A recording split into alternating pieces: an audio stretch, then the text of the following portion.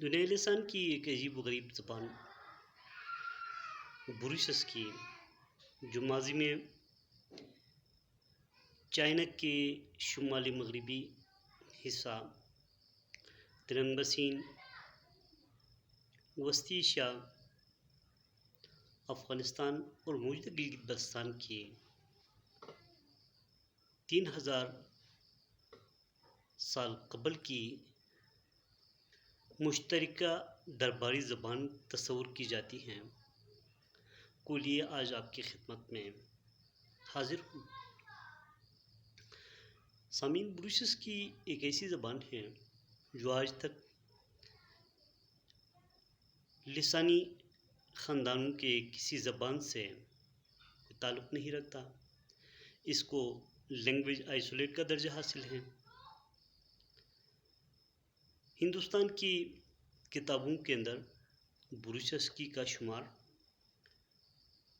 ہندوستان کی قدیم ترین زبانوں منڈا، سنسکرت وغیرہ کے ساتھ اس کے لنکس کی شکل میں موجود ہیں۔ بروشس کی کو سنسکرت میں پروشا، ویدا میں مروزا، چائنا کی زبان میں اس کو بروزا، جبکہ پرشیا میں اس کو بروشا اور اس کا اصل نام بروشس کی ہے۔ ان تمام زبانوں میں اس کے ہونے کا مطلب، ویدا کے اندر اس کا ذکر ہونے کا مطلب، سنسکرت کے قدیم لٹریچر کے اندر اس کا ذکر ہونے کا مطلب یہ ہے کہ ایک دنیا کی قدیم ترین زبان ہے۔ اور قدیم ترین مذہب جو بون کہلاتا ہے، بلتی میں یا تبتن لینگویجز کے اندر اس کو بونچوس کہا جاتا ہے، بونپا، بونچوس وغیرہ کہا جاتا ہے۔ اور ہمارے ہاں بون کے اس پہ جو مالک کا تصور ہے بروشس کے میں دمن اور شینا میں دبون کہا جاتا ہے، اور اس کے پیروکاروں کو، اس کے جو مبلغین کو دشمن کا ٹائٹل دیا جاتا ہے، اس نام سے یاد کیا جاتا ہے۔ بروشس کے اوپر اب تک مختلف شکلوں میں کام ہوتا رہا ہے، کتابیں بھی لکھی گئی ہیں۔ اس کے الفاظ کے اوپر، اس کی اس طرح گرامر کے شکلوں کے اوپر، اس کا دیگر زبانوں کے ساتھ تعلق کے اوپر بہت کچھ بیان کیا گیا ہے، لیکن جو کام اب تک ہوا ہے میری نظر میں ناکافی ہے۔ اس زبان کے اوپر اب تک پراپرلی ان لوگوں کو جن کو یہ زبان آتی ہے علمی طور پر اور اس کی لسانی بنیادوں کے طور پر کو لے کر کام ابھی تک نہیں ہوا ہے۔ اب وقت آیا ہے کہ بروشس کی کے اوپر پراپرلی ادارہ جاتی طور پر کام کیا جائے اور وہ مقامی لیول پہ اس کا ہو۔ بروشس کی کے 3 جو بولیاں یا اس کے 3 الگ الگ شکلوں میں بولی جاتی ہیں، نگر کی، ہنزا کی اور بروشس کی 3 بولیاں یہاں پہ، اور سری نگر میں ہمارے کچھ لوگ جو صفدر خان راجہ کے دور میں یہاں سے جنگ کے نتیجے میں قیدی بنا کر وہاں لے گئے تھے، ان کے کوئی 250 لوگ اس وقت بروشس کی سری نگر میں بولتے ہیں۔ اس کے علاوہ بروشس کی بولنے والے ہنزا سے، نگر سے، یسن سے نکل کر دنیا کے مختلف جگہوں میں اب اپنی زبان لیے اپنے خاندانوں کے ساتھ آباد ہیں، اور جہاں جہاں ہیں وہ ابھی تک بروشس کی بولتے ہیں۔ لیکن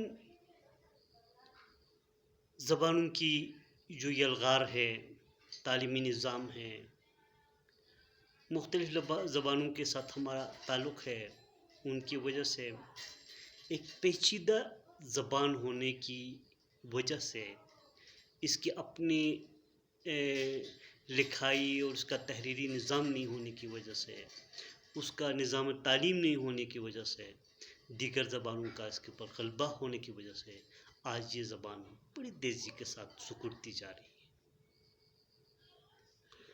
اس کو بچانے کے لیے، اس کی ترویج کے لیے ابھی تک کوئی ادارہ قائم نہیں ہے۔ گو کہ چھوٹے لیول پہ علامہ نصیر کی جو فالوورز ہے، علامہ نصیر کی زندگی میں بروشس کی ریسرچ اکیڈمی کے نام سے انہوں نے ایک ادارہ بنایا ہے۔ یاسین کے 2-3 ادارے چھوٹے لیول پہ جو ہے ہم الگ الگ طریقے سے کام کرتے ہیں، لیکن باقاعدہ طور پر ایک یونیفائڈ شکل میں تینوں جو ہمارے بولیاں ہیں یا تینوں زبانیں ہیں، تینوں کو ایک ساتھ لیتے ہوئے اس کے اوپر کام نہیں ہو سکا ہے۔ تو ہم کوشش میں ہیں کہ ہم حمزہ، نگر اور یاسین مل کر ایک ادارے کی شکل میں آگے بڑھیں گے۔ اس زبان میں تھوڑی سی اب تک کے جنگ جدل، مختلف قسم کے حالات، بیرونی الغار، دیگر چیزوں کی وجہ سے 2 قسم کی تبدیلیاں اب تک آ چکی ہیں۔ ایک اس کا گرامر جو حمزہ اور نگر میں دیکھتا ہوں تھوڑا سا اس کے اوپر بہت کافی اثرات آئے ہیں، اس کا گرامر پراپر شکل میں نہیں ہے۔ اور یاسین میں دیکھتا ہوں کہ وہاں پہ اس کے اوپر الفاظ میں جو ہے خوار کا اثر ہے، پرشین جو کا اثر ہے، اور ادھر بھی کچھ شنا اور بلتی کے اثرات بھی حمزہ نگر میں دکھائی دے رہے ہیں۔ ان تینوں چیزوں کو لے کر گرامر کہاں کہاں بگڑ گئی ہے، الفاظ کہاں سے باہر سے آئے ہیں۔ ایک لفظ اگر نگر میں بلتی اثر کی وجہ سے ایک لفظ معدوم ہو چکا ہے اور اس کی جگہ بلتی لفظ نے لیا ہے یا شنا لفظ نے لیا ہے، اگر وہ حمزہ میں موجود ہے تو ہمیں اس کو حمزہ سے اس کو اڈاپٹ کرنا پڑے گا۔ اگر حمزہ میں کوئی لفظ جو ہے بیرونی اثر کی وجہ سے وہ بگڑ کر وہاں پہ کوئی دوسری زبان کے لفظ نے اس کی جگہ لی ہے، تو ہمیں اس کو ڈھونڈتے ہوئے یاسین جانا پڑے گا۔ اور یاسین میں اگر الفاظ یا گرامر میں آگے پیچھے ہوا ہے تو اس کو ہمیں حمزہ اور نگر میں ڈھونڈنا پڑے گا، تب ہماری کامیابی ہو سکتی ہے کہ ہم بلوچستان کو واپس اس کو لا کر اپنی اصلی مقام کی طرف لائیں۔ بلوچستان کے اندر جو سب سے بڑا جو مسئلہ ہے وہ یہ کہ باہر کا اثر بہت کم قبول کرتا ہے۔ ہمارے پاس الفاظ کچھ باہر سے آئے ہیں، لیکن اس کا جو ساخت ہے، اگر کسی لفظ کو، کسی جسم کے کسی حصے کو اگر ہم اس کا نام لیتے ہیں تو اس کو لینے کے لیے اس کے سامنے اور پیچھے الفاظ جو ہے، جیسے ہم کپل ہے، پیشانی کو کپل کہتے ہیں، کپل باہر سے لیا گیا ہے۔ اس کا اصل بلوچستان میں اپھاٹی، میرا اپھاٹی، پھٹی سے پھٹی، پیشانی اپھاٹی میری، گپھاٹی آپ کی، پھاٹی اس کی، اور اسی طریقے سے موپھاٹی وغیرہ ہے۔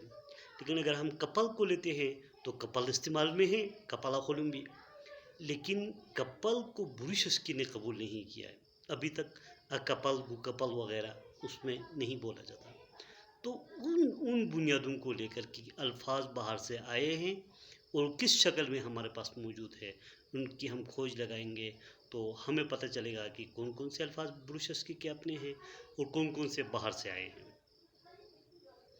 اس کے علاوہ بلوچستان میں بہت بہترین طریقے سے اب شاعری ہوئی ہے، اتنے ادیب پیدا ہوئے ہیں۔ ہمارے نئی نسل میں ایک ایسا رجحان پیدا ہو گیا ہے کہ وہ ہر پرانا لفظ جو تقریباً معدومیت کی طرف گیا ہے اس کو واپس لا رہے ہیں، اس کو زبان کا حصہ بنا رہے ہیں، اس کو شاعری کا حصہ بنا رہے ہیں۔ یہ بہت بہترین چیز ہے کہ ہم بلوچستان میں دیکھ رہے ہیں۔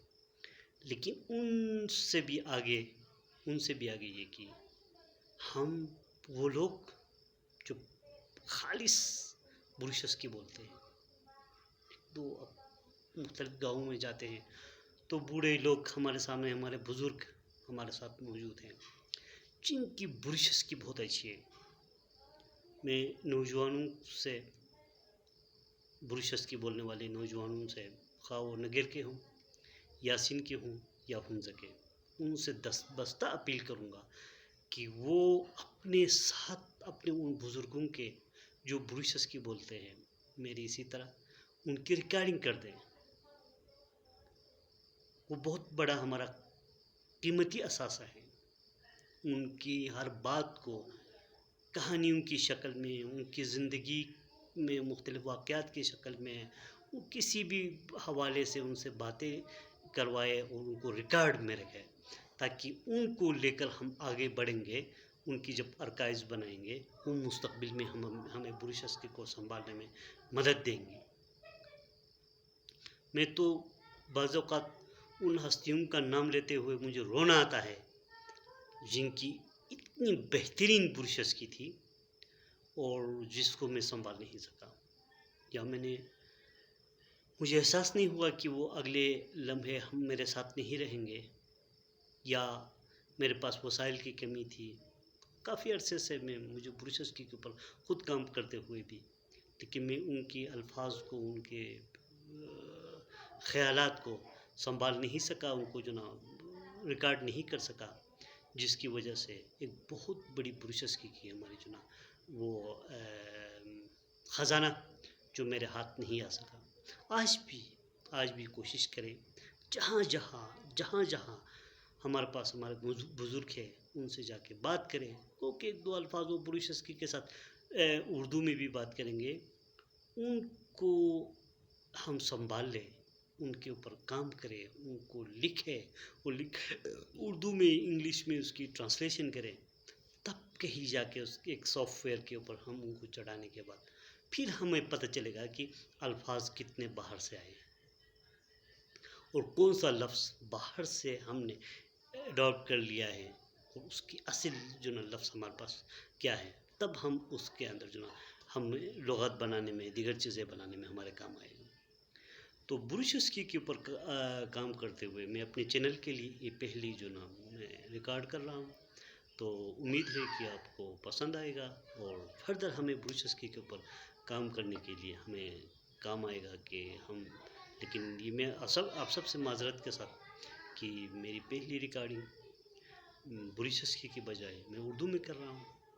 یہ اس لیے کر رہا ہوں کہ تھوڑی سی جو بروشس کی بولتے ہیں وہ اردو بھی بولتے ہیں، اور ہمارے علاوہ دیگر جو لوگ جو بروشس کے ساتھ تعلق رکھتے ہیں ان کی بھی سمجھ میں آ جائے اور ایک تعارف ہو جائے کہ میں یہ کیا کرنے جا رہا ہوں.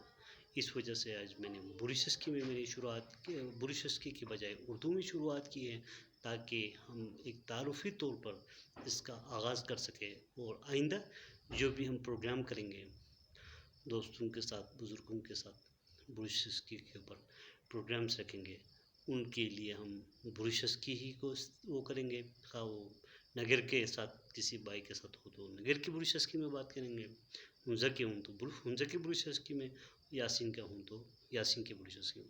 کوشش یہ کریں گے کہ وہ بروشس کی ہو، دیگر زبانوں کا اس کے اندر کم ہی الفاظ ہم استعمال کریں.